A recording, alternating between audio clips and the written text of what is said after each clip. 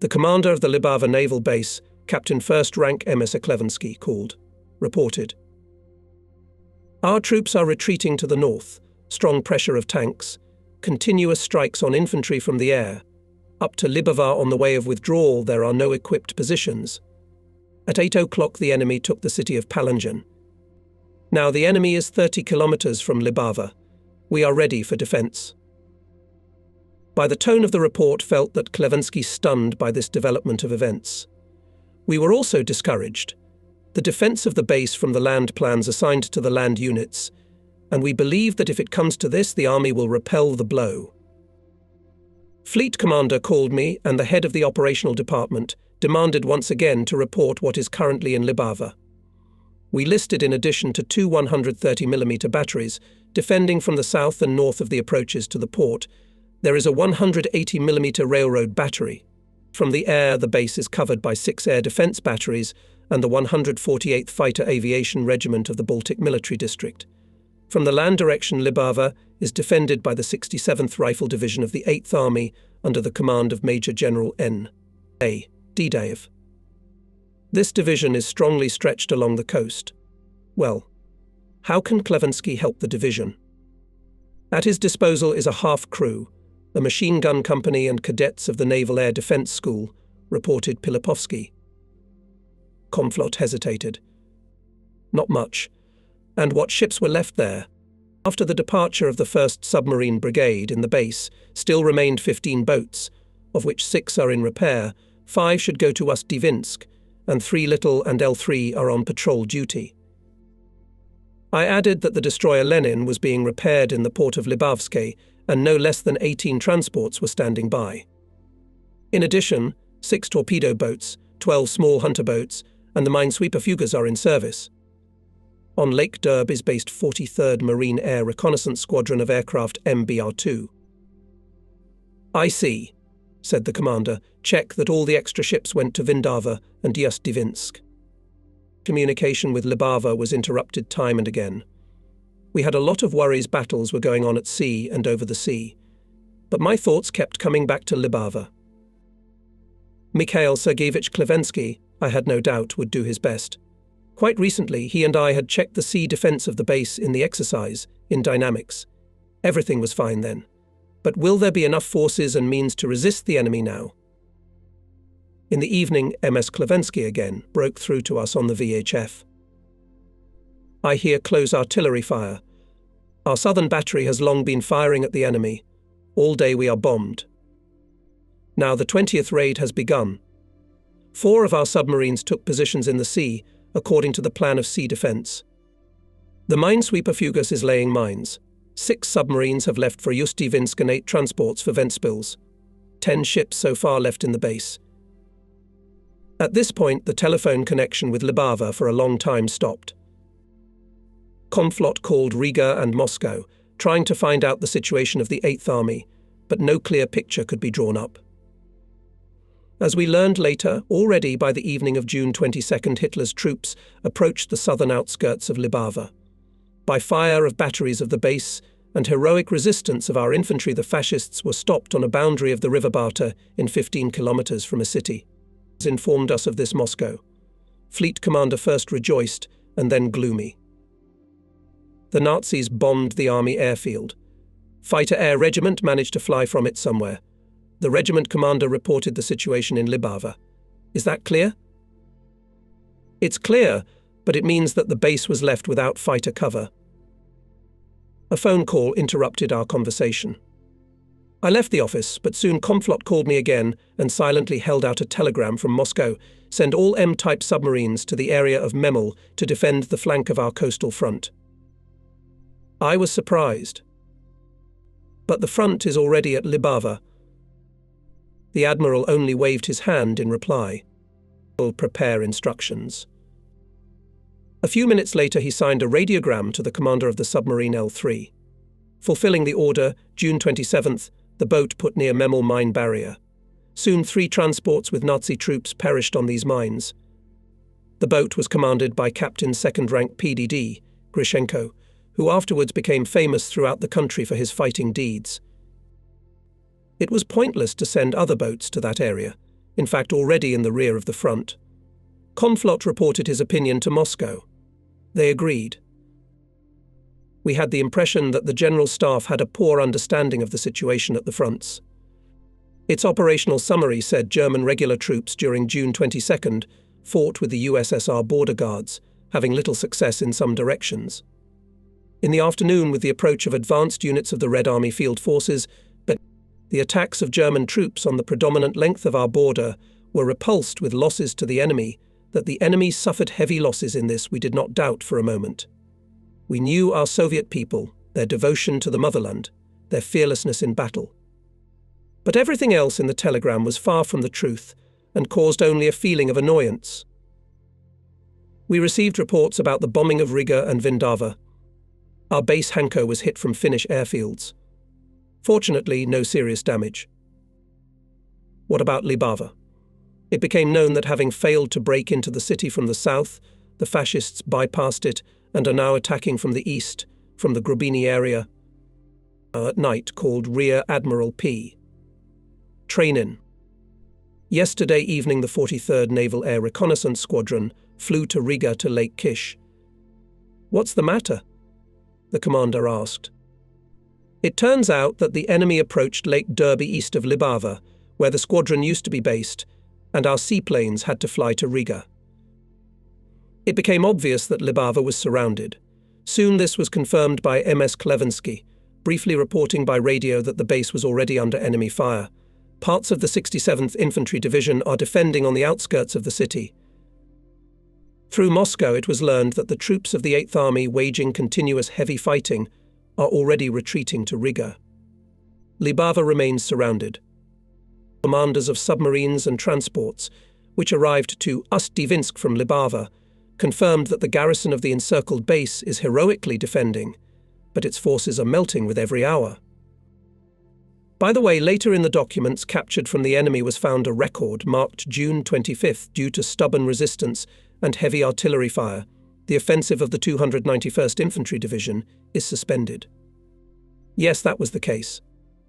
On June 24th, the defenders of Libava soldiers, sailors, cadets, working groups not only stopped, but even counterattacked and somewhat squeezed the Nazis, who had begun to infiltrate into the city. The military council and all of us, officers of the staff, thought about how to help the garrison of Libava. The Navy had no land forces. Send ships to Libava. But all the combat forces of the fleet were busy with mine laying in the Gulf of Finland and the Gulf of Riga. Help with aviation. But all our strike aviation at the request of the front was operating near Riga and in the Luga direction. Libava continued to fight. More than once the base tried to bombard an armoured train of fascists from the area of the railway station Trobinja.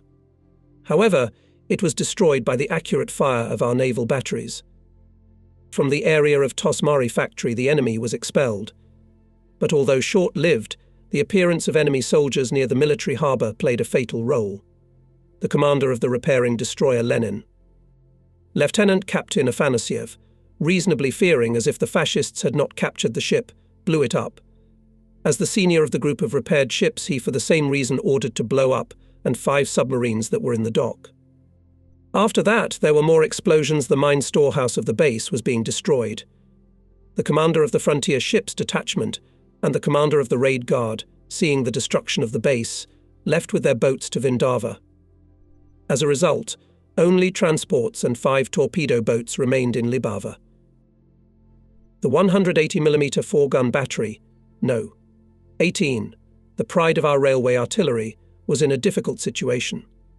The enemy surrounded it from all sides. The battery commander Captain Lisetsky acted decisively and boldly. Under the very nose of the enemy, heavy transporters rushed forward. While the enemy recollected, the battery broke out of the ring. On the way, the battery was surrounded more than once, fought hand-to-hand battles, repaired the railroad track. Every now and then, coming under fire, they advanced through the area occupied by the enemy.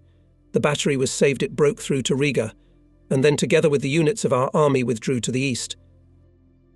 The garrison that fought suffered a great loss. The division commander, Major General NND, died. The DF died. The defense of the city was headed by Captain First Rank MS Klevensky. All night we tried to clarify the situation at Libava. Chief of Fleet Communications Colonel Zernov, usually calm, imperturbable, now nervous, every minute wipes sweaty forehead with a handkerchief. He gets the most. Suddenly I see him running with a sheet in his hand. In a hurry, almost knocked me down. We flew into the commander's office together. Tributes ran his eyes over the telegram. It's not getting any easier by the hour. Immediately took up the telephone receiver, direct connection with the Fleet Aviation Commander, and said briefly, "Now come to the CP." The telegram was from Riga.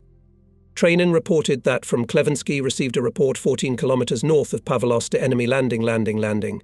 It is extremely necessary to help our aviation. There was no time left for clarifications, and clarifications we had to act. 28 of our SB airplanes took to the air, but no landing in the harbour Pavloste did not appear. Apparently someone misled Klevensky. We received an order from the People's Commissar of the Navy Libava should not be surrendered in any case. The garrison of the city fought fiercely. Soldiers and sailors, workers, party and Soviet workers, Komsomol activists, everyone who cared about the Soviet power, went to the firing lines and repulsed frantic attacks of fascists. On the roads leading to Libava, dust clouds were rising. German motorcyclists were rushing forward, counting on a close victory. They saw the suburbs of Libava and anticipated a pleasant vacation. But they were met by friendly fire of Soviet patriots and were drawn into heavy, bloody battles.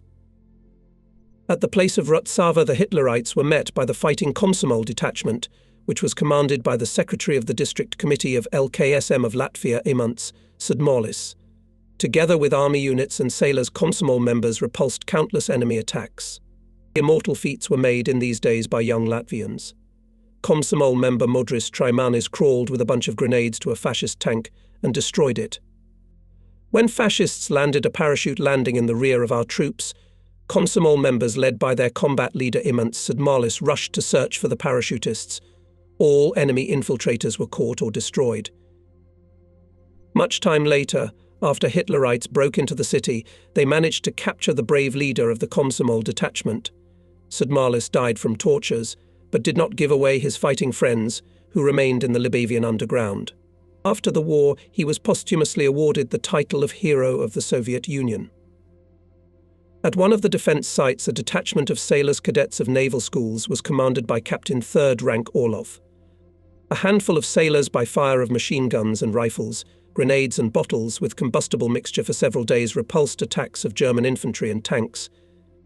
The sailors let the tanks as close as possible, and then jumped out of trenches and trenches, threw bundles of grenades under the tracks, set fire to the enemy vehicles with a flammable mixture. Many unknown heroes fought at the walls of Libava. Different ways led them to the ranks of the defenders of the city. Petty Officer A. Prostorov served at the Hydro Aerodrome as an aviation mechanic. He equipped airplanes MBR-2 on reconnaissance and bombardment of the enemy. But here Hitlerites approached the Lake Derbe, where the hydroaviation was based. The airplanes, having dropped their bomb load on the enemy columns for the last time, were forced to fly to Riga. At the naval airfield remained a petty officer, and with him 11 sailors. Prostorov led his small detachment to Libava. Sailors especially distinguished themselves in the battles of June 26th, when Hitlerites were rushing forward with the greatest fierceness. Prostorov threw off his tunic. His mighty figure in a calfskin coat, with a machine gun raised high above his head, was remembered by all. "Sailors, follow me," rumbled the commander's voice, and the sailors rushed into the counterattack. Petty officer of the first article Kudyakov, Red Fleet Marov, Polchenko did not lag a step behind Prostorov, drawing the rest of the soldiers with their impulse. Women and even children took part in the fights for Libava. Some of them brought ammunition, others helped the wounded, worked in hospitals. On June 27th, fulfilling the order of the Stavka, our troops left Libava. But the fighting in the city continued in the first days of July. Eyewitnesses told that 5 sailors were fighting in one of the houses. They long repulsed attacks of Hitlerites who tried to take them alive. Fighting to the last opportunity, the sailors died under the debris of the building, blown up by the Nazis. Already in our days in these ruins found the remains of heroes and shreds of old Navy clothes. The communications officer on duty said that I was called Klevensky. I rushed to the phone. In the tube heard a distant, indistinct voice. My report arrived on easel at the headquarters to General Eliseev. I interrupted him in joyful excitement. "Misha, are you alive?" "I think I'm alive." I told him to send a report by telegraph at once, as there was very poor audibility by telephone. An hour later, the report on the last hours of Libava was on my desk. It said that the garrison was withdrawing northward in 2 columns in order to break through to Vindava and organize a new line of defense on the Venta River. The wounded women and children were loaded onto transports. Batteries and other stationary military installations had to be blown up. Not without enemy sorties, someone's evil hand set fire to oil depots ahead of time, and burning oil spilled over the surface of the harbour. We had to take the ships out to sea without waiting for the end of loading. The base commander, headquarters and political department were the last to leave Libava. They left on 2 torpedo boats, No. 17 and No. 47 under the command of the commander of the detachment, Lieutenant Commander Osipov. At Cape Yuzhava they were attacked by 6 German torpedo boats. The unequal battle lasted several hours. Boat No. 17 was lost. Having picked up the survivors from the water, the second boat reached their own. The battle was fought near Vindava. Under the onslaught of the superior enemy, our units were forced to retreat. The enemy was on their heels. On the bank of the western Divina, fierce fights broke out. Few of the defenders of Libava managed to break through to Riga. The majority of sailors and infantrymen remained in the enemy rear, joined the partisans and selflessly fought against the invaders until the liberation of the Baltic by our troops. We never prepared for the evacuation of our bases, and therefore the retreat from Libava was tragic. I will not condemn anyone for this. We reaped the fruits of what we had sown after all. We were going to fight only on foreign territory. The fleet lost Libava, a major naval base of strategic importance. It was hard to reconcile with this thought, but the fact remained. No sooner had we recovered from this blow than a new disaster loomed. The 8th Army, as it turned out, was not retreating to Riga, and much further east this was confirmed by reports from Moscow, although very late. I was summoned by the fleet commander. No sooner had I closed the door than the admiral said gloomily. Narkom called. "There is an order to evacuate the Riga base." In the Latvian capital was already raging fires. The streets heard indiscriminate firing, when a division of destroyers under the flag of Rear Admiral VP Drozd returned to the base after the first mine setting. Rest was forgotten. Sailors' ships were in a hurry to take the mines. Everyone was working machinists, artillerymen and communicators. Valentin Petrovich Drozd told me afterwards. Imagine fires and firing getting closer and closer to the port. We don't know who is firing and why. Why fires break out in the port, I don't know either. Our military is no longer in the city, nor the police. Some people are spreading rumours that the Germans are about to enter the city. My sailors caught 2 provocateurs at the gates, but who should I give them to? No, it's calmer at sea. As soon as the last mine rolled onto the deck, we immediately gave up the moorings. We felt better at once. And new trials awaited us at sea. The ships were attacked by enemy aircraft and torpedo boats. The destroyer Storozhavoy had its nose torn off by a torpedo. Sailors with great difficulty kept the ship afloat. On a tugboat it was brought to the base.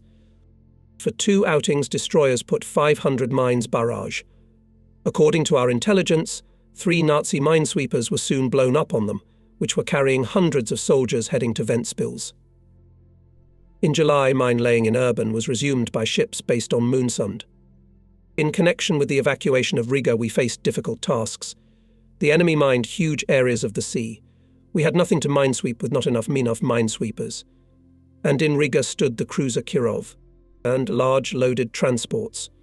Only Mukhu Vein Strait remained free of mines, but it was shallow for such deep-sea ships. In addition, during the First World War, Russian sailors sank a transport with cement here, thus blocking the enemy's passage to the Gulf of Finland. After much deliberation, the fleet commander decided to urgently deepen the fairway and thereby provide ships exit from the Gulf of Riga. Hydrographers were summoned to the headquarters, as well as dredging specialists from the commercial port. The commander explained to them the importance and urgency of the upcoming work. Specialists at first named completely unacceptable terms, although they proceeded from quite reasonable calculations. But the situation demanded to abandon peaceful norms. By order of the Conflot, they created a detachment of dredging shells and special auxiliary vessels. The detachment moved on the way under the protection of warships. The works in the strait were not interrupted neither day nor night. Sailors of dredgers did not leave their places for days. There were no breaks for lunch, dinner, or sleep.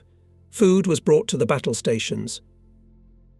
The weather was in alliance with us. Visibility worsened, and at night a thick fog came. People rejoiced at the gloomy sky. There was less danger of air raids. Fascist intelligence, of course, found the ships, crowded in the strait, but apparently did not figure out their true purpose. The titanic labour brought its results. Narrow, shallow strait turned into a navigable highway.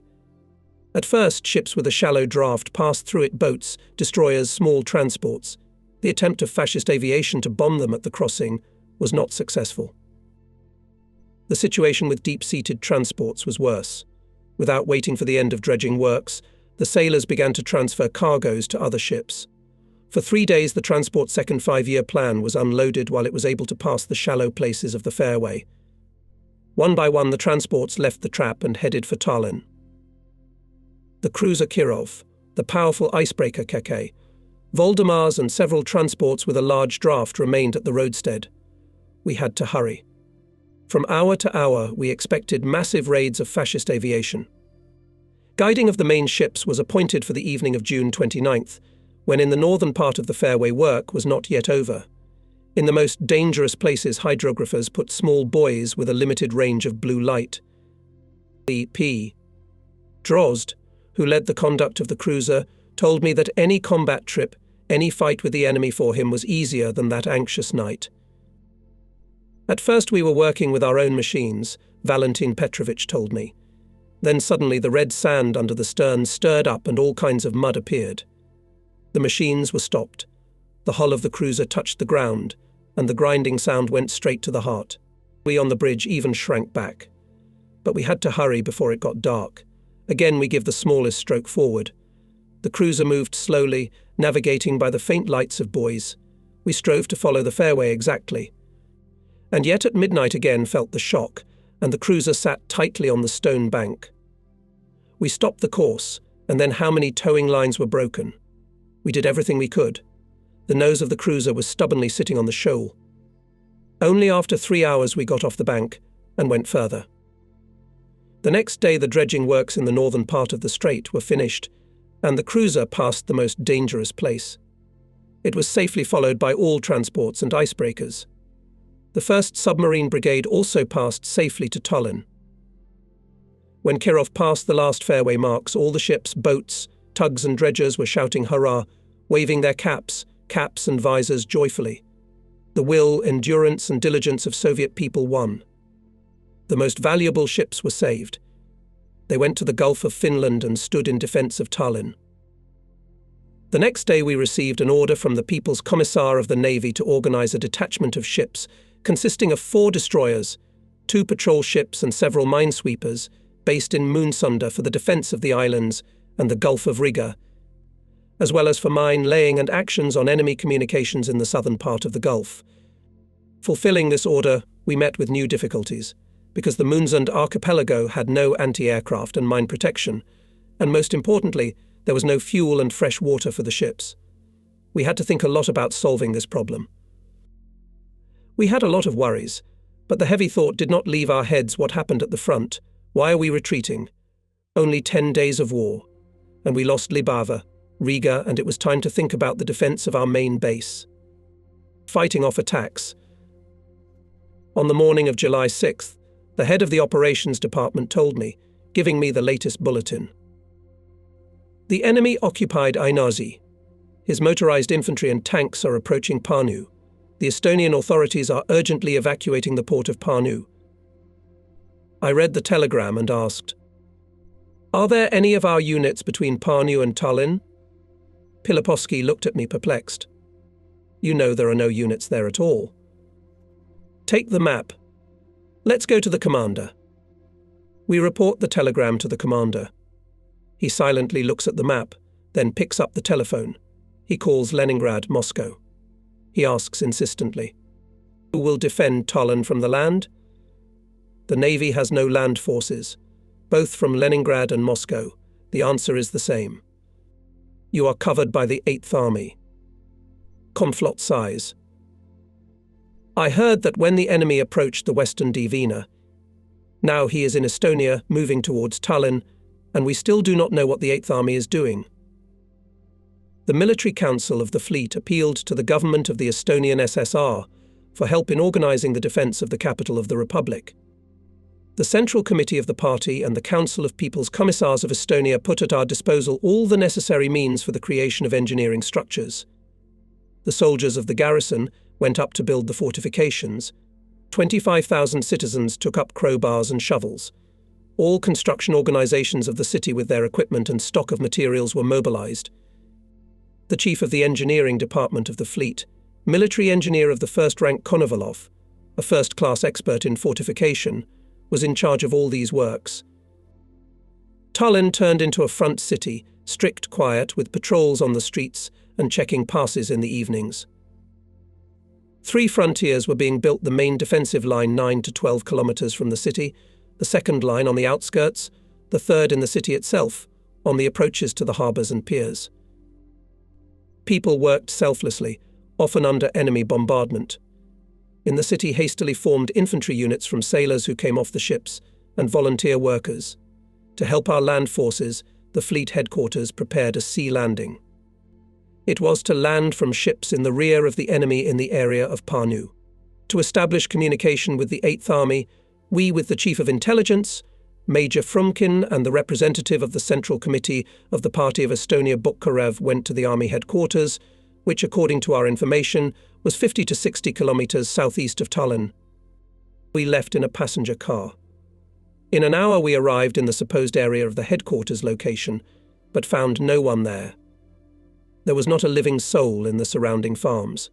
It was as if everything had died out. Though it alarmed us, we decided to drive a little further to the southeast. The tall forest encircled the highway. It was dark and cool, like a mountain gorge. Our car came around a corner and almost hit a green barrier.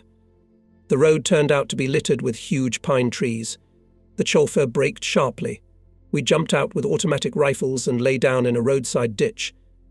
The forest was thick, dark, impenetrable. And then I thought how thoughtless it was to go with operational documents without a solid guard. In those days, the front line was changing rapidly, and everything could be expected. There was an ominous silence around us, and somewhere in the distance we could hear gunshots. We lay there, silent, listening. The first to break the silence was the young, energetic Bukharev. "It's a stupid situation." "What shall we do, Admiral?" We lay down a little longer. Then we got out of the ditch, approached the rubble. The cut pines are lying in a heap. It would take dozens of men to pull them apart. The chauffeur with difficulty turned our long Z's on the narrow highway, and we drove back. It turned out that it was only a coincidence that saved us from disaster. At that time, a fire truck with armed soldiers was coming from Narva to Tallinn. It diverted the attention of the bandits, who had ambushed us near a forest blockage. The firemen bravely entered the battle and, although they suffered losses, won the fight. Many of the bandits they shot, and the rest fled. We had to deal with bandit gangs more and more often. They were local nationalists who had been hiding in the underground during the Soviet regime. There were also guests from abroad. As it turned out later, by the beginning of the war, Hitlerites had created in Finland detachments of volunteers from Estonian emigrant fascists. Having undergone special training, the first detachment Erna I landed in the north of Estonia on July 9, 1941, from Finnish fishing boats. Another squad, Erna II, led by a German intelligence officer, was delivered by airplanes and dropped by parachute on a swamp in the Kortla area. These gangs quickly grew at the expense of the Kaitselites Estonian fascists, and soon they already included about 2,000 scoundrels. Knowing the terrain well, Kaitselites helped Hitlerites in every possible way. They destroyed our communication lines, blew up bridges, created debris on the roads, attacked our units. Unfortunately, we did not immediately recognize this danger. This is the only way to justify our careless forest trip. Returning to Tallinn, we received a telegram from the headquarters of the 8th Army. It turns out that he was already far east of the place where we were looking for him. The hastily formed rifle units received combat tasks. On July 30th, the naval detachment under the command of Colonel I.G. Kostikov went to the front. It all consisted of old serving sailors. They were tall, brave and cheerful guys, truly Russian bogatirs.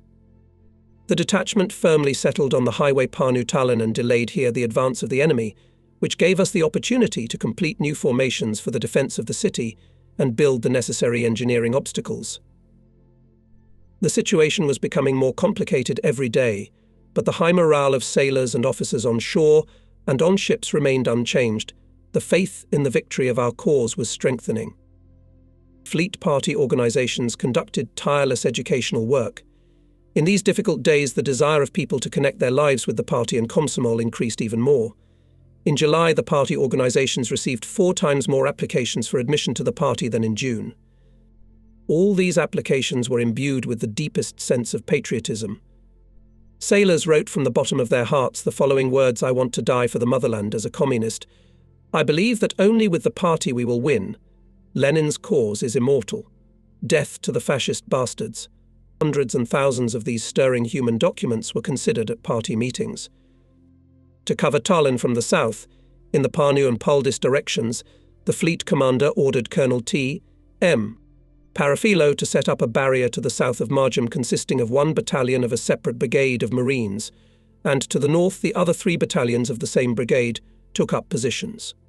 This created some depth of land defence in this area.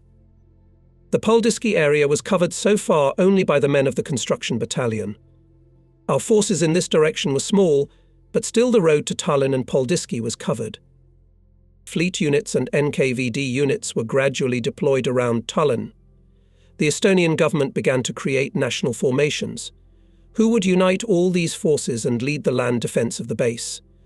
The position of the commander of the main base did not exist at that time. Therefore, the fleet headquarters had to pay more and more attention to the fighting on land. In the second half of July, the enemy approached Narva. The commander of the 8th Army asked us to support the infantry with fire from the sea. The Soviet units, which were retreating eastward along the coast, had almost no tanks. Their artillery was also weak. We understood this and tried to help the army men in any way we could. To send ships to shell the coast, we had to find at least 2 pairs of minesweepers for controlled trawling of the area of the firing position and approaches to it. We found these trawlers. For their trawls the next day, destroyer Surovi, under the command of Captain 2nd Rank V. F. Andreev went to the intended position. Since dawn he was firing at the advancing enemy. Then the destroyer was replaced by gunboat Red Banner. The accurate fire of 6-inch guns of the artillery ship, a veteran of our fleet, inflicted great damage to the fascists and delayed their advance on the seaside section of the front, near Narva. We understood how important it was to stop the enemy at least for a short time, so that our land forces could gain a foothold on the new frontier. Sailors always gladly and eagerly fulfilled the requests of the army men. Dozens of grateful radiograms received ships from the infantry. Often crushing fire from the sea fell on the enemy in the most critical minutes for our troops. Almost before each responsible firing on the shore, the flagship artilleryman of the fleet, Captain 1st Rank N.E. Fennon, personally checked the training of the ship's gunners, the organization of fire correction, did not forget to inspect the guns themselves. Take care of every shell. Ammunition, thrown into God's light like a penny, only raises the enemy's temper. Nikolai Eduardovich instructed young lieutenants, however, already commanding combat units. He always spoke calmly, slowly and confidently. Remember that the main thing is not the speed of fire, but a good adjustment of fire. Captain 3rd Rank Barinov, the assistant to the flag officer on anti-aircraft artillery, was no less demanding. He also spent a lot of time on the ships, teaching, checking, helping with advice and demonstration. Hundreds of firings were conducted by the fleet ashore. Their high efficiency testified to the fact that our flag officer and his assistants did not devote so much time and effort to their wards in vain. To strengthen the defence of our communications and approaches to Kronstadt, the fleet began in July to create an eastern mine position in the area of the islands Gotland-Seskar. The fulfillment of this task was entrusted to a specially formed in Kronstadt detachment of ships under the command of Rear Admiral Y.F. Rawle. Y.F. Rawle was a great specialist in mine warfare. He was the head of the combat training department in the People's Commissariat of the Navy, but in the first days of the war asked to send him to his native Baltic fleet, where he spent a good half of his life. Always serious, focused, Yuri Fedorovich was a deeply educated sailor and a strong-willed, authoritative chief. He took up the task with all his energy. Almost every night the ships left Kronstadt to lay mines. The most difficult and dangerous of them was led at sea by Y.F. Rawle himself. We continued to strengthen our mines in the mouth of the Gulf of Finland. More than once I had to be on the ships during the loading of mines. Sailors worked with special enthusiasm, dexterously, skillfully. Mine barriers Okai and Ural were rightfully considered to be the best ships in terms of training and cohesion of the crews. Minzags participated in all mine-laying operations of the first days of the war. They were often hit by enemy bombardments, and once they were shelled by a 12-inch battery of the Finnish Fort Makiluoto, but everything went safely thanks to the endurance and skill of the commander. On the Okays served capable young navigators K.M. Kononov and V.K. Tarasov. K. Tarasov, artilleryman L.X., Lindemann M.I., Zakharov F.N. Reznichenko. In the fact that the ship became the Guards, a great merit of these officers. But not everywhere our mine-laying operations went smoothly.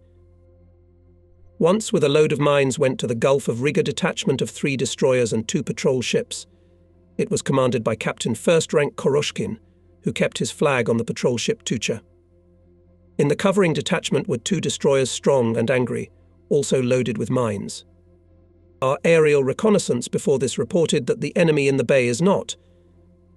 And suddenly we intercepted the radio, transmitted from the destroyers to the commander of the detachment Koroshkinu, that in Urban found a German auxiliary cruiser and 2 destroyers type Jaguar.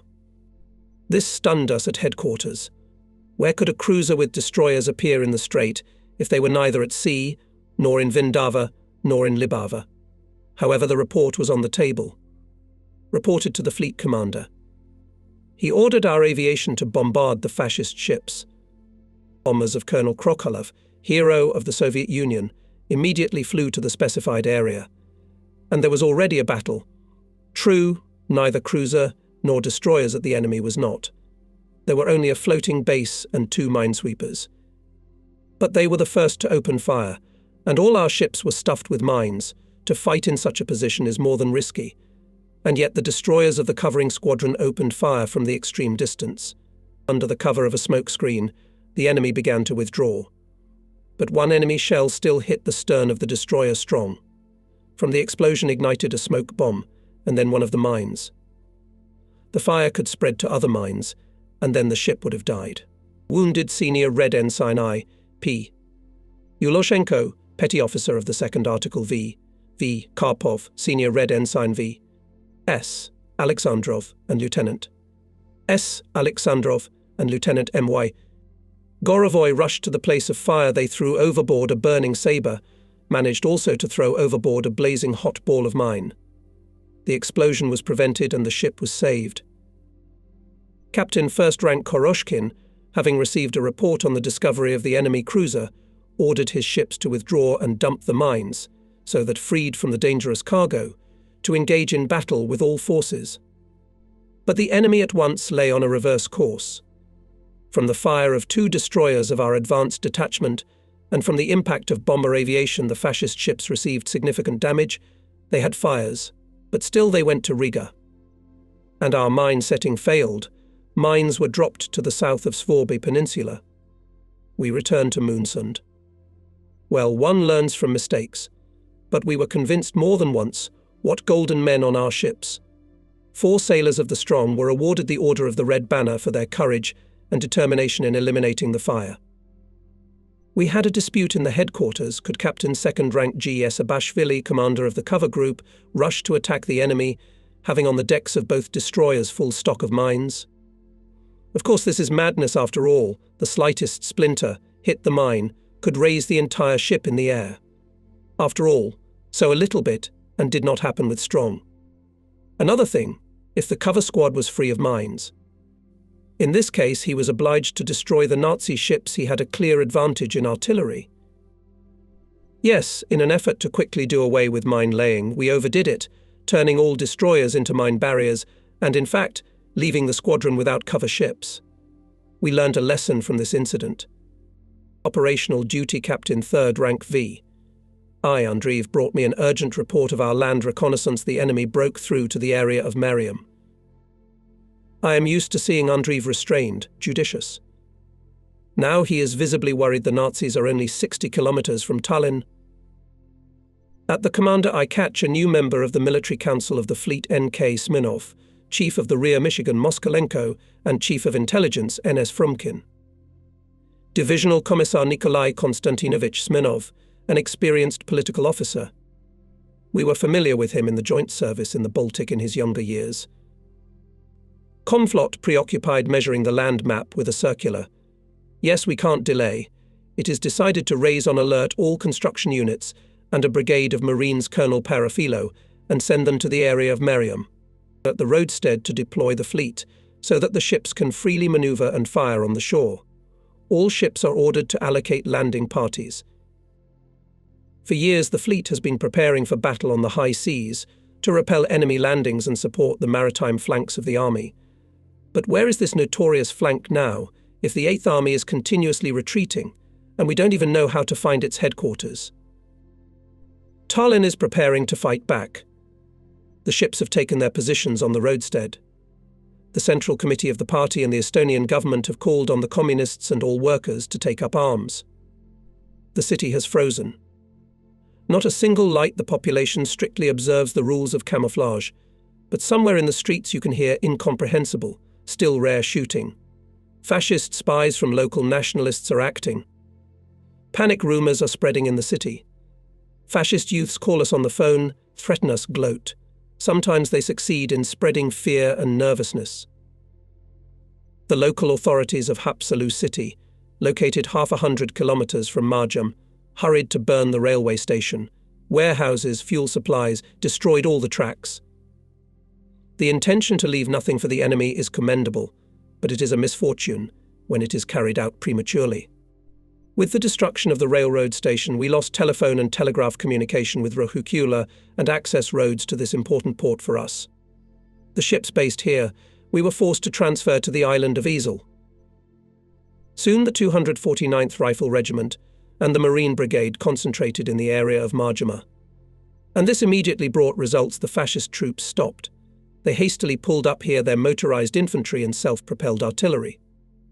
But these units were already on the march under the blows of our aviation and suffered heavy losses. For several days there were persistent battles. The Navy formed all new rifle units. They were immediately sent to the area of Mariam. One early morning I was awakened by Colonel Zernov. He was glowing. There is a connection with the headquarters of the 8th Army. Here is a telegram. From it became clear that the Army Command received all our messages. The danger looming under the main base, understands and will take all measures to stop the enemy. This telegram encouraged us very much. Although we were well aware of the difficult situation of the 8th Army, of the heavy losses it had suffered, still it was a powerful neighbour, whose mere presence infused us with new strength. Soon we felt that the army lives and acts. It was able to block the way of the enemy. Its units, which remained near Tallinn, are fighting steadfastly. Under the blows of infantrymen and sailors, the fascists began to withdraw from Marjam. Our ships continued to operate in the Gulf of Riga. From all points of view, the Munzund archipelago was a key position in our theatre. Light forces, destroyers and patrol ships were laying mines in the urban strait, based on Munzund. We were well aware that with the occupation of Libava, Vindava and Riga, the fascists will try to use the sea routes to supply their troops in the Baltics. Our task was to disrupt these transportations. The enemy daily conducted aerial reconnaissance of the Straits of Moonsund, followed our ships there. Rear Admiral Drozd was always expecting airstrikes. To protect the ships from them, he developed a special disposition, maintained constant communication with the fighter aviation, based at the airfield on the island of Ezel. The ships were always ready to drop anchor to repel enemy aircraft attacks on the move, having freedom of maneuver. This good solution required a large consumption of fuel, which was delivered by sea from Tallinn. Acceptance of fuel was carried out by ships at the roadstead, which was associated with serious difficulties and a lot of time. Therefore, not all ships could participate in the fulfillment of combat missions. But we had to put up with these difficulties. We rejoiced that at Marjama the enemy was stopped. But a new trouble awaited us. We received a report from Ezel from the head of the island garrison, General Elisiv. The enemy fired artillery fire at our boats from the Virtsu Peninsula. The reconnaissance sent there found enemy infantry and 120mm battery. Where could the Hitlerites appear there? We asked General Elisiv to clarify the situation. The next day he reported that the enemy from the same area shelled Kuivastu Pier, and with shells of larger caliber. 2 RMBR-2 airplanes bombed this battery, and fighter aviation stormed motorcyclists and infantry, conducted fire and our battery. The enemy was silenced. We look at the map and are amazed, how could the enemy penetrate here? Our reconnaissance continued to find out the situation. The commander called the chief of intelligence. Frumkin, report what's going on in the Virtsu area. And the major himself was lost in conjecture. It was not his fault that the operators did not pay attention to the report that on July 9th enemy soldiers had been detected northwest of Pärnu on the road to Virtsu. At that time no one paid any attention to this report. But now it turned out that a battalion of motorized infantry, tanks and self-propelled artillery had been deployed on the peninsula. Now they are already shelling our destroyers on the Mufu-Vienne roadstead. Later it turned out that several fascist self-propelled guns, accompanied by tanks and a detachment of motorized infantry, had rolled from Pärnu to the eastern shore of the strait to Virtsu Wharf on an excellent highway overnight. Of course, through their Kaiserlight agents, the Nazis knew perfectly well that there were no Soviet soldiers in the whole area, so they moved quite freely. Virtsu Peninsula is located in the narrowest part of the strait against Kuivastu Wharf on the island of Ezel. Therefore, the German guns could shoot the entire strait, and most importantly, the fairway on which our ships travelled. With this we could not reconcile. The fleet commander ordered Major General Elisiv urgently landing sailors with the support of ships to destroy the Nazi battery in the area of Virtsu. The task was not easy. Obviously, we had to first make a reconnaissance of the landing site. After all, we did not know what forces Hitlerites have on the peninsula. Finally, it was necessary to form a special landing detachment to prepare its fighters, to organize interaction with the allocated ships and aviation. All this required time, and while each ship passing through the strait was exposed to the Nazi battery fire.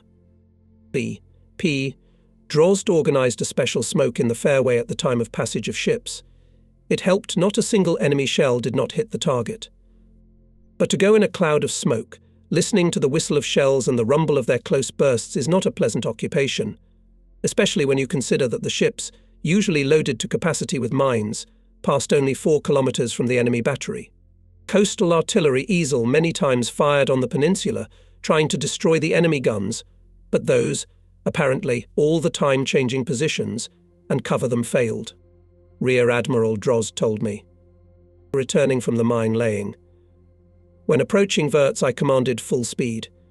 Guns to starboard, and the sailors joked, now the Nazis will start a salute in our honour, and then everything goes on, as if by Note's salute of fascists, our answer to them and smoke screen from the boats. 20 minutes later we are at anchor, home. And so it was every time we entered and left the strait. Major General Elisiv difficult task is fulfilled. On the night of July 18th, 3 of our coastal batteries from the islands of Adel and Muku opened fire on the enemy, and by 3 o'clock finished the artillery preparation of the landing area. A composite battalion of sailors then landed on the Virtsu Peninsula. 3 of our destroyers supported the landing. By 10 a.m. The whole area was back in our hands. Since July 18th, we generally began to breathe easier. The Hitlerites' frantic attack on Tallinn was clearly beginning to lose its initial strength. Parts of the 10th Rifle Corps of the 8th Army, together with units of the fleet, finally cleared the Marjama area from the fascists and even began to push the enemy southward to Pärnu. For a long time we fixed a more or less clear front line from Pärnu to Tartu. The door from the rear to the main base of our fleet was slammed in front of the enemy's nose. We bought time to create land defences for the base and to form a large number of new rifle units from the fleet personnel to support the regular army units. During these hard days of fighting on the land defences, dozens of our submarines took up positions all over the Baltic. We waited with great hope for the results of their combat activity.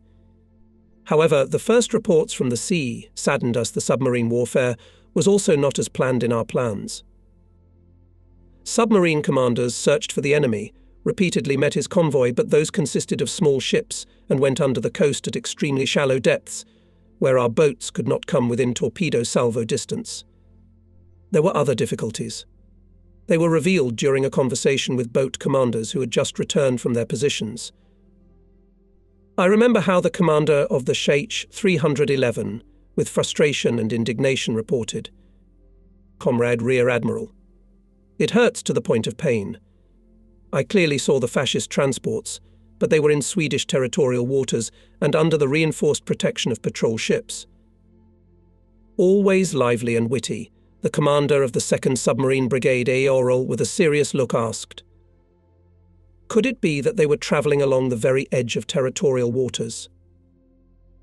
The boat commander did not catch the irony and continued, "We are categorically forbidden to violate the neutrality of Sweden, and the fascists cover themselves with the Swedish flag, and we can do nothing with them." What claims could there be against the submariners? Apparently we, the leaders who planned submarine warfare, had to think about everything. Yes, we will continue to stay out of Sweden's territorial waters. We will respect its neutrality. But on the high seas, we must sink the enemy without a miss. The submariners suffered their first losses. On July 21st, late in the evening, I was informed about the entry of submarines M94 and M98 into the Gulf of Finland. Both boats had been standing in Tringy Bay on the north shore of Isle before going out. Before going to sea, they were escorted by patrol boats and minesweepers. At first everything went well. Both boats safely passed the Sawela Strait and turned north into the Gulf of Finland. But at 9 o'clock in the morning of July 22nd, the observation post at the Rissna lighthouse reported that a high column of water rose above one of the submarines. The observers heard a deafening long explosion. It turns out that the little one was attacked by the Nazi submarine U-149, which was in position in the area. The explosion of the torpedo destroyed the stern of the boat M94. It sat on the ground. Only the bow of the boat was sticking out of the water. Luckily for us, the sea was calm. Lieutenant Captain N.N.E. Bezubikov, the commander of the other little boat, immediately sent a rubber inflatable dinghy to the place of the disaster. The commander of M94, Senior Lieutenant N.V. Dayakov, the commander of the steering department Kompanits, and the foreman of the engine crew Laptiv, who were on the bridge at the time of the explosion, were thrown overboard. With great difficulty they swam to the bow of the boat out of the water, where they were found by sailors who came to their aid. While saving their comrades, the M98 submariners almost died themselves. Their boat was also attacked by the enemy. Fortunately, the torpedo passed by. At 10 o'clock, the bow part of the damaged boat was submerged in water. But in the half-submerged compartments were 8 sailors and engineer Captain Lieutenant Vises Shiliev. The officer announced to the sailors that he was taking command of the ship and assured them that everyone would be saved. All that was needed was calmness and diligence. The sailors were given individual rescue apparatus. Shiliev checked whether everyone knew how to use them. On his order, all sailors gathered in the fighting deckhouse, closed the lower deckhouse hatch. Now it was necessary to unscrew the flooding valve, but it, as it turned out, jammed. Finally opened. The cabin was filled with water, threw back the hatch cover, and everyone went to the surface. The last to leave the ship was Engineer Captain Lieutenant Shiliev. A barge approached from the shore and picked up the submariners. No matter how sad was the case of submarine ships' destruction, I admired the calmness and courage of our submariners, thanks to which they were saved. 9 days later, we met the returning from the campaign underwater minesweeper L3 commanded by Captain 3rd Rank P. D. Grishenko. This boat in the previous voyage very successfully put out a mine bank in the area of Memel. It blew up and killed 3 Nazi ships. And here is a new campaign. P.D.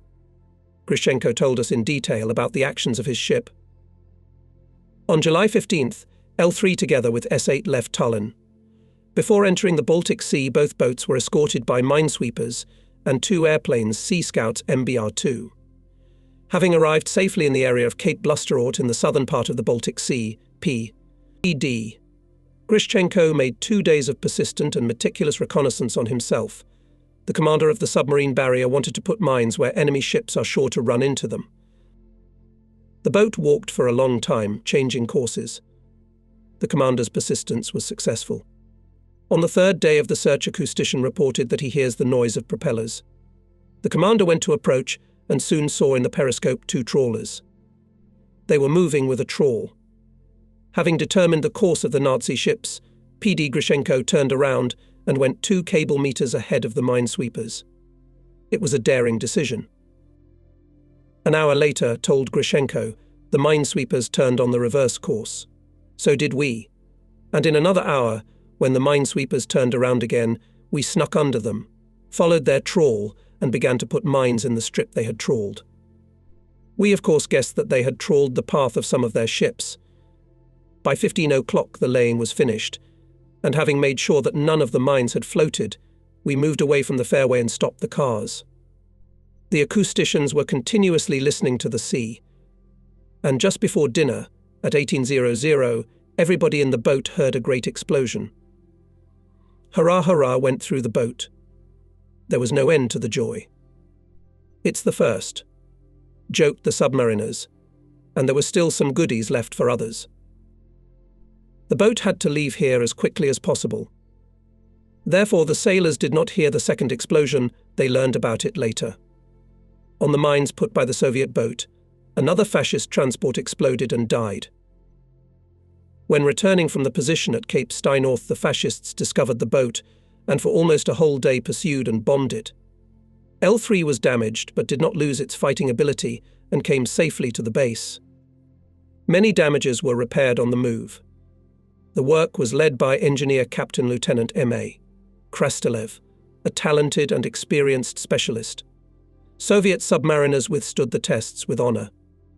The soul of the crew were communists, led by the commissar of the ship, senior political officer A.I. Bakhanov. Our submarines, aviation and surface ships kept the enemy in constant fear. I remember, came to me the head of intelligence N.S. Fromkin, joyful, radiant. I have information that the enemy panic closed all the main Skerries fairways. 1 German submarine has already died. Having signed another report to the General Staff in Moscow, I look at the smiling Major. Comrade Fromkin. Even if your information, as the scouts say, requires clarification and verification, I still thank you for the message. Everything goes to that not today, so tomorrow we will begin to beat the enemy properly. And the Gulf of Riga is ours. Heavy news came to us from different parts of the land front. On July 11th, the Finns penetrated deeply into our defences in the Petrozavodsk direction. On the Leningrad direction, Pskov was abandoned, and the fighting was already in the territory of the Leningrad region. The 8th Army, as a result of long days and bloody battles, was pushed back by the enemy to the north and was cut off from the main forces of the Soviet Army. Front reports we received in the headquarters at night. By morning they were processed, put on the map to report to the fleet commander. We used to listen to the report of the operational duty officer on the headquarters, very lively and active Lieutenant Captain Lukyanchikov, and silently follow the tip of his pencil. The front line was moving closer and closer to Leningrad. Everyone understood that a deadly threat was looming over our beloved city, the cradle of the revolution. And how are things at Vyborg? I ask. The tone of the duty officer becomes more cheerful. There are no special changes here. 50th Rifle Corps, 23rd Army is firmly holding its position. Fire support it provides from the Vyborg Bay, our detachment of Skerries. We were reassured by the famous reasoning of the great naval commander Admiral S.O. Makarov, no matter how hard it is for us in battle, we never know exactly how hard at the same time, and the enemy. After we learned that Hitlerites really had a hard time here. Despite the difficult situation of our troops, they inflicted huge damage to the enemy. The situation on land was alarming for us. But we did our job. Ships and naval aviation almost every night mined the fairways of the enemy in the Finnish Skerries, in Obenski Strait, and in the eastern part of the Gulf of Riga. These daring actions were successful, stealthy, and without losses. A lot of attention was taken from us to ensure the conduct of our convoys along the routes Tallinn-Kronstadt and Tallinn-Moonsund. We were discouraged by cases of blowing up our ships, even when they were following the minesweepers. Why do not the minesweepers destroy mines? Indignantly asked the fleet commander at the flagship Mineral Captain 2nd Rank Tulinov. He shrugged his shoulders. We do everything, but for some reason it does not work. Urgently summoned from Leningrad the most qualified experts in the fight against mines. Captain 1st Rank Ivan Alexievich Kareev, an old sailor, a great expert in minesweeping, who had sailed on minesweepers during the First World War, came with them. Having familiarized with all the cases of blowing up the ships following the trawls, mine gods at once confidently declared Hitlerites use special mines, electromagnetic and acoustic. We need special trawls. But let me ask the commander, where can we get these trawls? It turned out that the Marine Scientific and Technical Committee has long developed domestic electromagnetic and acoustic trawls.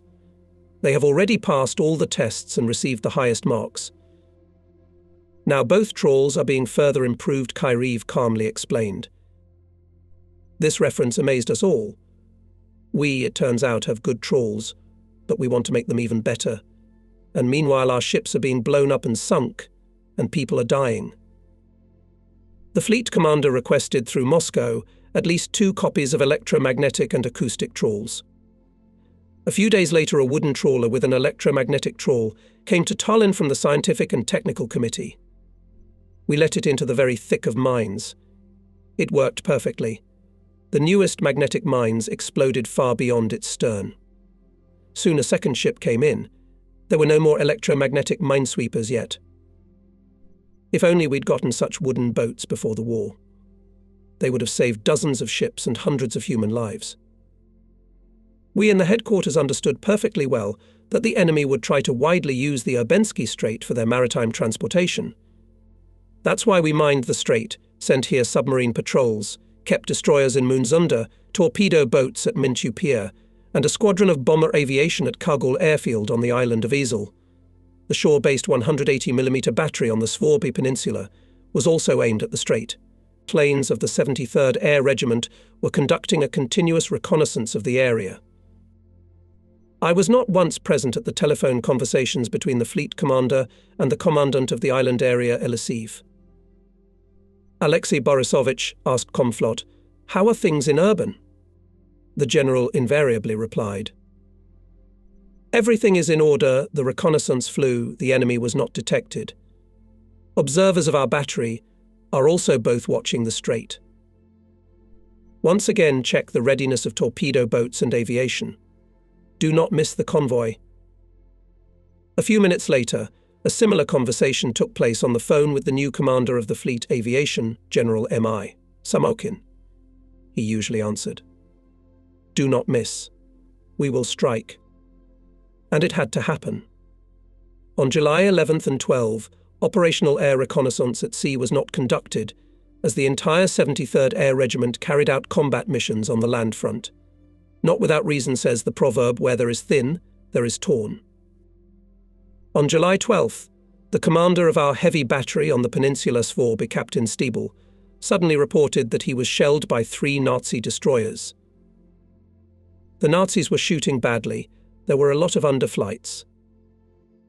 Of course, artillery medium-caliber destroyers no damage to the turret battery could not bring. This is like an elephant mosquito bites, but the very fact of brazen enemy sortie forced to think. General Elisiv was called. He added nothing new.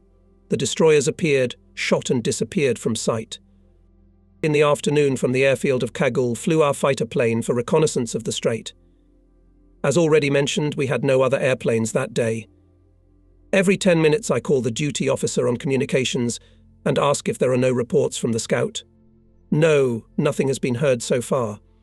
We look at the map of the Gulf of Riga, as if it could tell us something. Just before dinner, the duty communications officer came running. There's a big convoy in Urban. Together with the commander read the report. At 15 hours 35 minutes, the fighter found 42 ships guarded by 8 destroyers, 3 patrol ships and a large number of torpedo and patrol boats. A bomber unit on duty flew out to bombard the area. The battery of the Peninsula Svorby firing. Find out what forces can be a decisive blow to the enemy convoy. Torpedo boats on the island of Isel were not ready to go.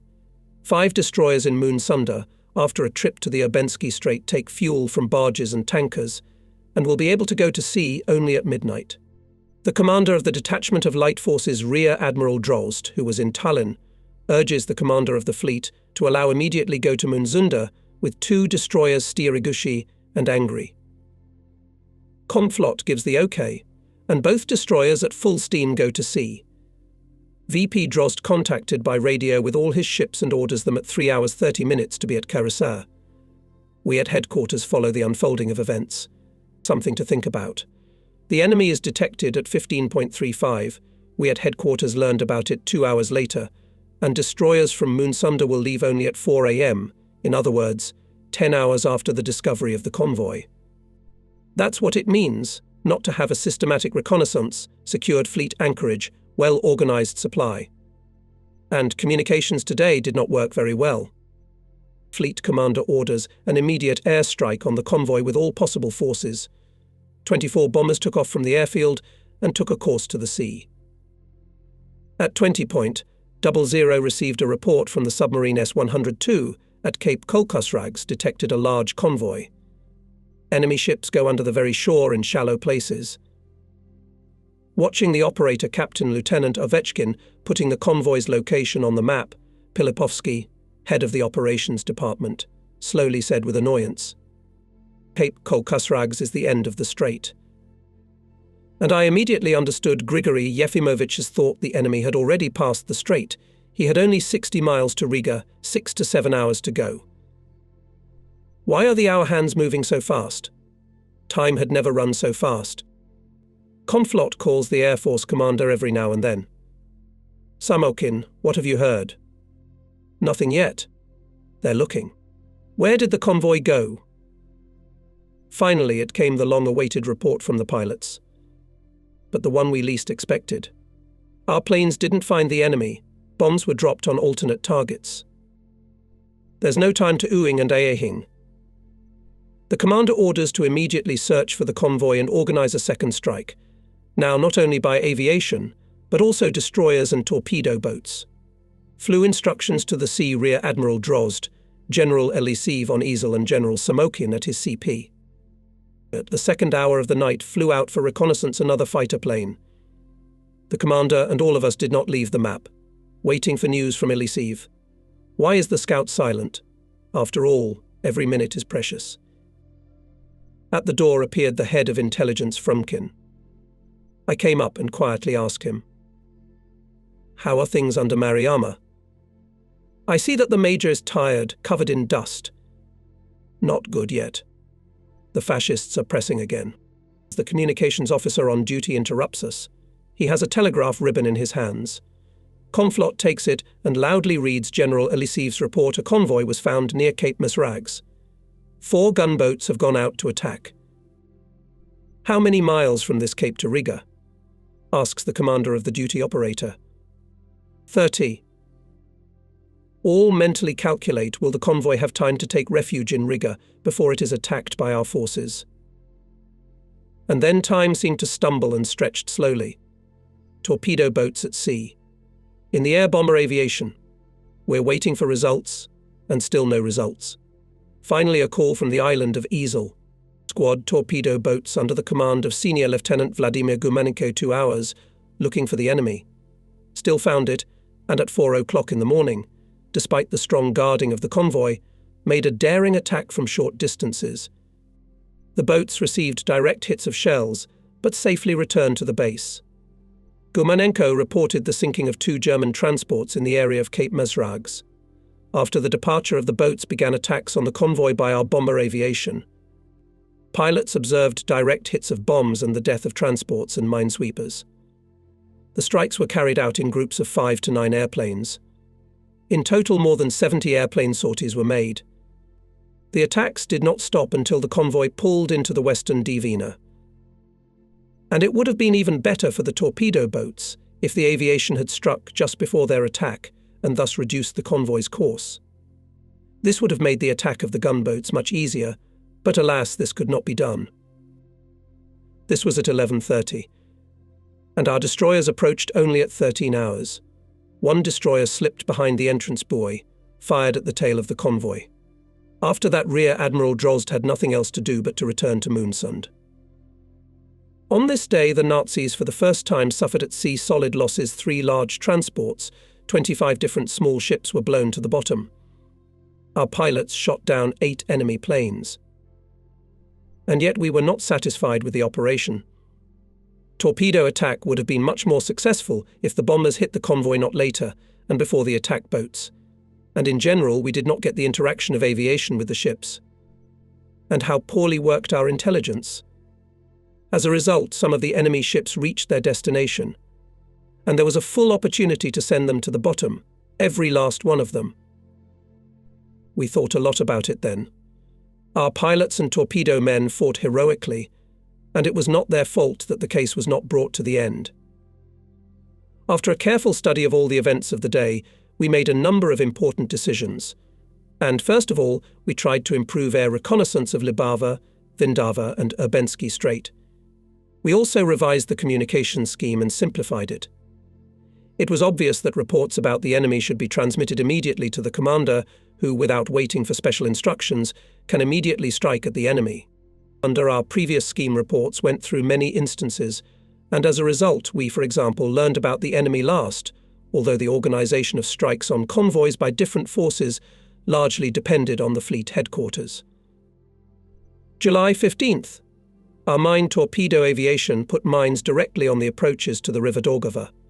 On these mines, a few days later, blew up a large Nazi tanker. Individual successes could not calm us down. Again and again at the fleet headquarters, we discussed the issues of combat interaction. It became obvious that without friendly work with General Alisiv and his staff, we cannot straighten out the situation. I had to meet with Alisiv and talk about everything. For this purpose, on July 19th, I went to the island of Ezel. By car, we reached the port of Rohukila. Here we got under heavy bombardment and sat in some pit for about an hour. There was no other shelter. We could not understand what exactly the fascists were bombing. The already destroyed port, burnt-out wharf lines, broken apartment houses and blown-up oil storage tanks. Everywhere protruded charred, twisted iron. In the air carried the smell of burning. And the bombs continued to fall and plough the black, greasy ground. Again and again flew fragments of stone. The windows of our car were shattered. We were covered with garbage and mud. There were no military units or any military facilities on the territory of the port for a long time. Airplanes flew low and unpunished. Nobody shot at them. Then I realized, apparently, the plan of Hitler's command today was to bomb Rohukula, and the plan was blindly executed. All the planes left. The noise of engines was hushed. To the end of the burnt pier cautiously approached the guard boat Mo, with no less caution, and we made our way, jumping from one burnt log to another. Yet somehow we got to the boat. He tore off. We immediately flew out into the strait, away from this ominous place. We are carried along the quiet, smooth surface of the strait with 20 knots speed. We're approaching Cuivastu Marina. We are moored perfectly. I sincerely admire the skillful, precise work of sailors.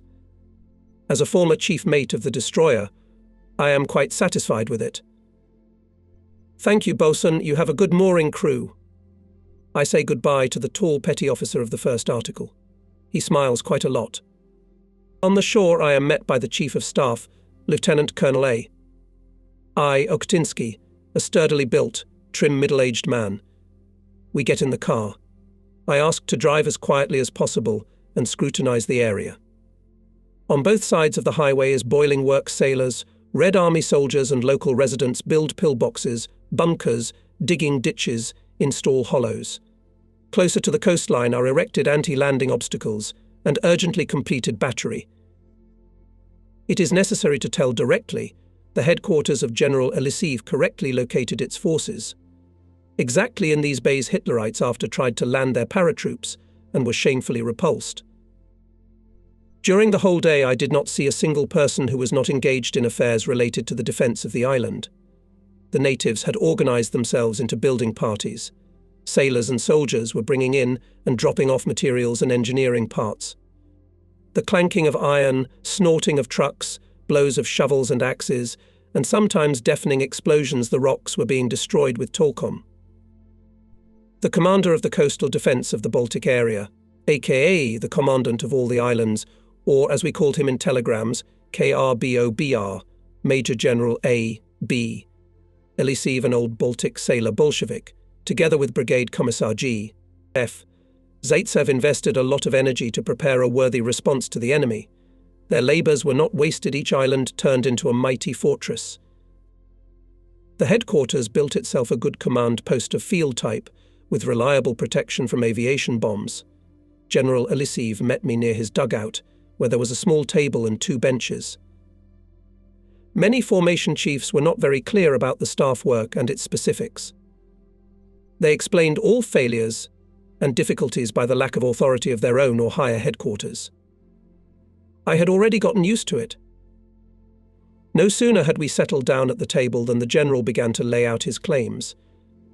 I barely had time to write it down, realizing that until he said everything he had accumulated in his soul, none of our conversations about cooperation, battle management and intelligence will not succeed. Tell the military council that I have very few field troops, not enough anti-aircraft guns, not enough small-caliber artillery to repel the landing force. Recorded? He asked. I wrote it down, I answered. But now all the claims have been made. I closed the notebook and said, Comrade General, I also have a few questions for you, and immediately went on the offensive. Tell me, Alexander Borisovich, why did the airplane, being in readiness, flew for additional reconnaissance with a great delay, only after our secondary call from the headquarters? Why couldn't the torpedo boats leave immediately on the signal? Why now came my questions. We had come to the purpose of my arrival. A heated conversation began about the organization of the battle and its management in the urban strait, about the interaction of forces, about communication. Brigade Commissar Gavril Fyodorovich Zaitsev tried to soften the debate, to bring our points of view closer until we finally found a common language. In the end, it was decided the battle, striking the enemy convoy, will henceforth be commanded by one person, the commandant of the islands. All forces allocated to strike the enemy will promptly report only to him, General Elisiv. We immediately developed the basic schemes of air reconnaissance, direct communication with the ships stationed in Moonsunda, with submarines that were on patrol duty in urban. Gavril Fyodorovich Zaitsev was satisfied and, treating me to tea, noted, I see that the conference at the highest level has come to its favourable conclusion. Yes, he was right. A part of A. B. Elisiv's claims were solved the same day by contacting Tallinn by phone. The head of the rear Moskalenko sent a telegraph reply to all the needs of the islands in an hour. Most of the requests would be satisfied. Fleet headquarters was very concerned about shortcomings in the anti-landing defence of some deep bays. The general agreed with our remarks and immediately gave his staff all the necessary orders. Together we travelled around the most important bays of the island, visited the batteries and construction sites. On the move we solved a number of issues. In the evening I returned to Tallinn. I went straight to the operational map. I see that the front line has moved away from the city. G. E. Pilipovsky explains. Parts of the 8th Army strengthened and hold positions on the line Parnu-Tartu. During the day they drove the fascists 20 kilometers to the south.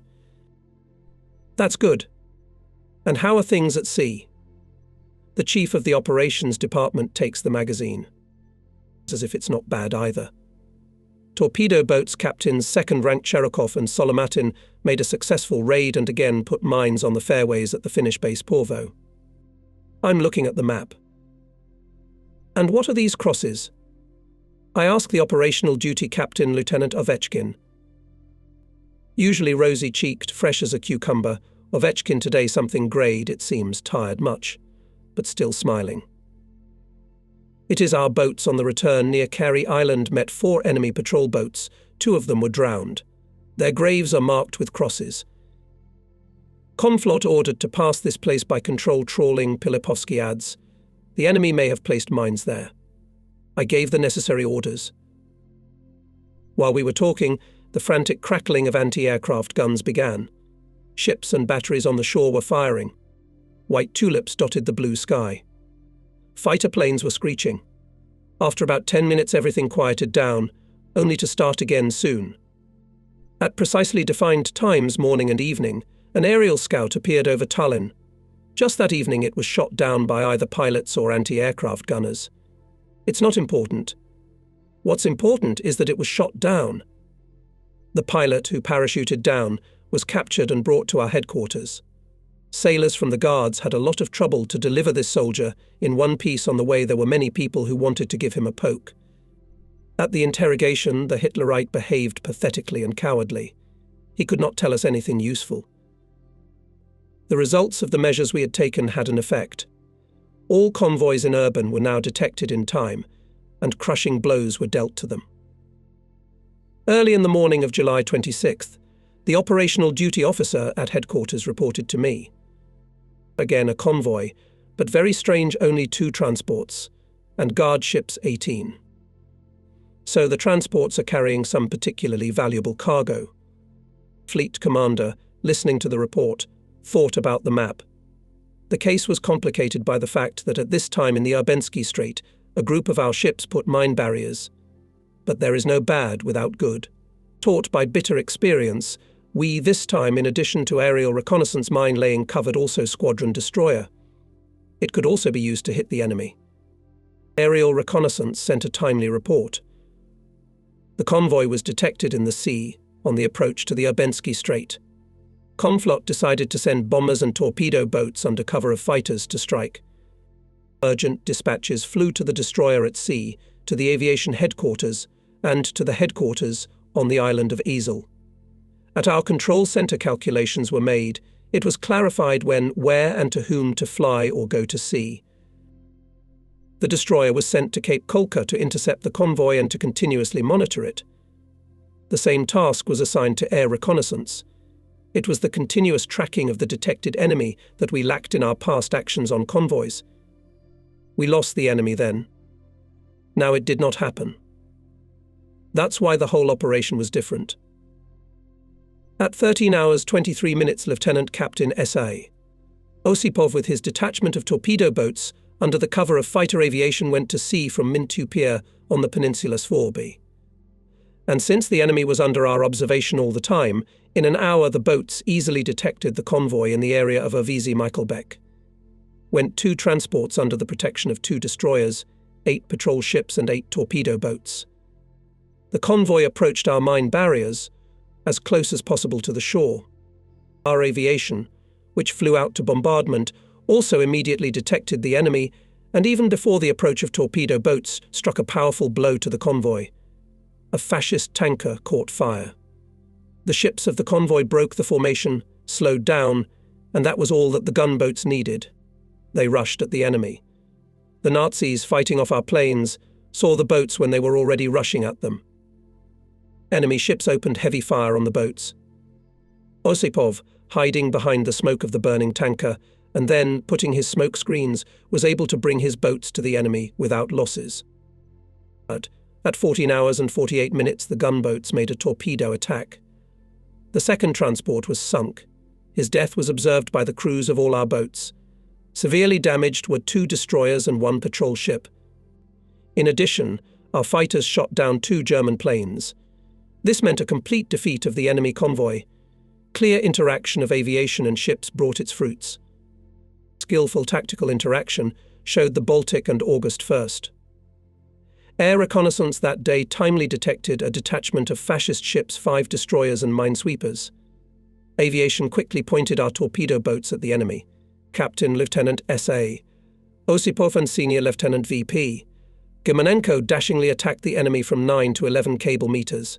2 minesweepers were sunk, and 1 destroyer was badly damaged and barely reached Riga on the tow of a minesweeper. The Battle of August 21st was equally successful. Having detected an enemy convoy in advance, an air scout sent a clear report about the enemy's location, its composition, course and speed.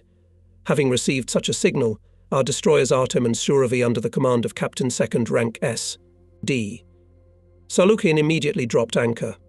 In the area of Cape Masrags they attacked the Nazis, and, despite the fire of enemy coastal batteries and incessant raids of junkers, from 55 to 60 cable meters opened accurate fire, set fire to 2 patrol ships.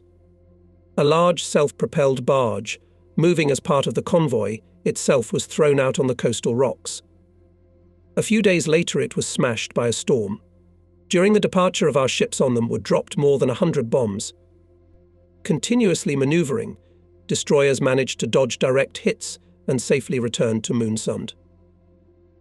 Thus, although the coast of the Gulf of Riga and was in the hands of the enemy, and the bay was ours, the enemy was unable to use the sea route for systematic transportation and supply of his armies in the Baltic.